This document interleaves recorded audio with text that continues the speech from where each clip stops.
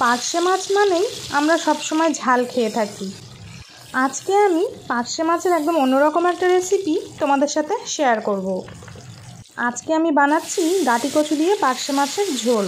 তার জন্য কড়াই গরম করে কড়াইয়ে সর্ষের তেল গরম করে নিয়েছি। মাছে নুন হলুদ মাখিয়ে মাছগুলো ভেজে নিচ্ছি।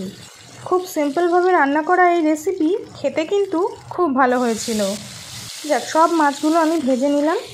এবারে ওই কড়াইয়ের মধ্যে আরও কিছুটা সর্ষের তেল দিয়ে গোটা জিরে আর তেজপাতা ফোড়ন দিয়েছি। এবার সবগুলো মশলা মানে আদা, রসুন, কাঁচা লঙ্কা, পেঁয়াজ, টমেটো একসাথে বেটে নিয়েছি। একটু শুকনো লঙ্কাও দিয়েছিলাম। তারপরে পরিমাণ মতো লবণ আর হলুদ গুঁড়ো মিশিয়ে মশলা থেকে এরকম তেল ছেড়ে আসা পর্যন্ত কষিয়ে নিতে হবে। মশলা ভালো করে কষানো হয়ে গেলে ওর মধ্যে আমি কচুগুলো দিয়ে দিলাম। কচু ভালো করে কষিয়ে নিয়েছি মশলার সাথে। তারপরে প্রয়োজন মতো গরম জল দিয়ে দিয়েছি। কচু যেহেতু সেদ্ধ হতে একটু বেশি সময় লাগে, তাই জলটাও একটু বেশি পরিমাণে দিয়েছি।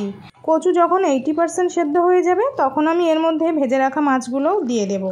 ব্যাস, আর কিছুক্ষণ ফুটিয়ে নিয়েই মাছ আর কচু ভালো করে সেদ্ধ হয়ে গেলে নামিয়ে নেব। টাটা।